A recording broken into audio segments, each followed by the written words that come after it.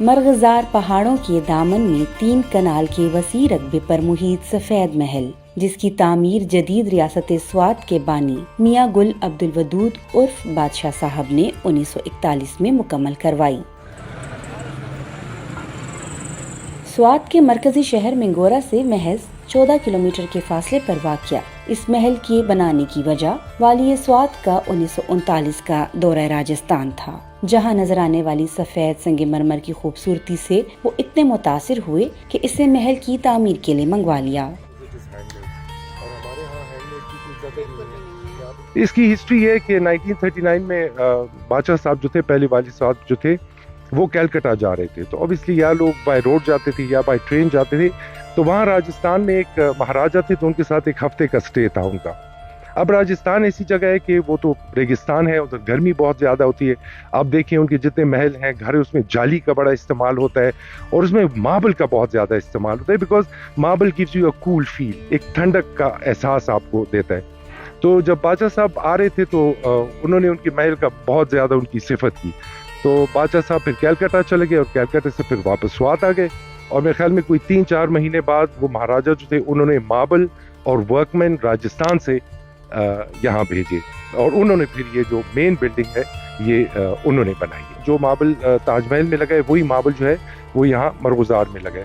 اپنی ملکیت دے رہے تھے، مطلب اسٹیٹ دے رہے تھے، ہینڈ اوور کر رہے تھے۔ برطانیہ کی ملکہ الزبتھ، ان کے شوہر پرنس فلپ، صدر ایوب خان اور وزیر اعظم لیاقت علی سمیت کئی اہم شخصیات کی راہداریوں میں لگائی گئی تصاویر سوات کے ریاستی دور کے اس محل کی شاندار میزبانی کی داستان سناتی ہیں۔ ملک کے طول و عرض سے اس زمانے میں انگریز افسران اور سیاح یہاں گرمی کی چھٹیاں گزارنے آتے تھے۔ مقامی صحافی شیری زادہ کہتے ہیں کہ اس محل نے تعمیر سے اب تک کئی نشیب و فراز دیکھے ہیں۔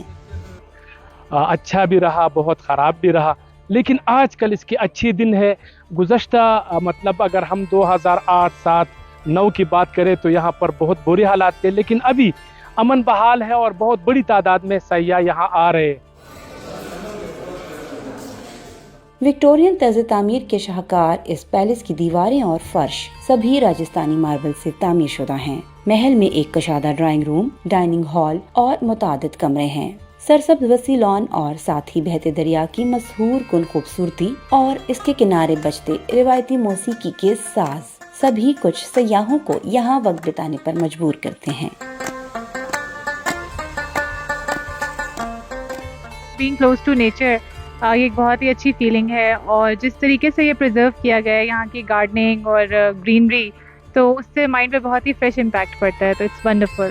یہ قدیم جگہوں کی آپ کو پتہ ہے ایک اپنی کشش ہوتی ہے، کیونکہ ہسٹری جو ہے وہ ایک اٹریکشن رکھتی ہے، تو یہاں آ کے اور ساتھ ساتھ جو لگا ہوا ہے کہ اس کے بارے میں ڈسکرپشن دیتے ہیں، اس سے بندے کو ایسے فیل ہوتا ہے کہ آپ اسی ایرا میں چلے گئے۔ میں فرسٹ ٹائم آئی ہوں سوات، اور میں اپنے بچوں کے ساتھ گھومنے، ویسے اسلام آباد میں ہم لوگ تھے تو ہم نے بہت سنا تھا وائٹ پیلس کے بارے میں، لیکن آج آ کے دیکھا تو it's good place to visit, اور سراؤنڈنگس بہت اچھا ہے، ایمبینس بہت اچھا ہے، اور سب کو یہاں پہ وزٹ کرنا چاہیے۔ میں ہائیلی ریکمینڈ کروں گا ٹورسٹ کے لیے۔ ہم پوری دنیا گھومتے ہیں، باہر جاتے ہیں، ہم نے اپنے پاکستان کو کافی انڈر ویلیو کیا ہوا ہے۔ یہاں پہ بہت چیزیں ہیں اور بہت خوبصورت جگہ ہے۔ 80 سال سے پرانا وائٹ پیلس بن چکا ہے، اور اگر آپ اس کی لوکیشن دیکھیں تو بالکل پہاڑوں کے بیچ میں پھولوں اور پھلوں سے بھرا ہوا ہے، آپ فریش ہو جاتے ہیں یہاں آ کے۔ It's a very beautiful place.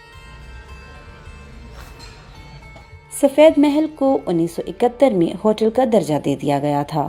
ماضی قریب میں ہی یہاں تک آنے والی سڑک کو پختہ کیا گیا ہے، اور ساتھ ہی سوات کی دستکاریوں پر مشتمل اشیاء کا ایک چھوٹا سا بازار بھی بنایا گیا ہے، جو اس مقام میں سیاحت کے اضافے کا سبب بنا ہے۔ سوات کے خوبصورت ترین مقام پر بنایا گیا سفید محل تاریخ سے شغف رکھنے والوں اور قدرتی نظاروں سے محبت کرنے والوں کے لیے بیک وقت ایک بہترین سیاحتی مقام ہے۔ فاطمہ نازش، DW اردو، سوات، پاکستان۔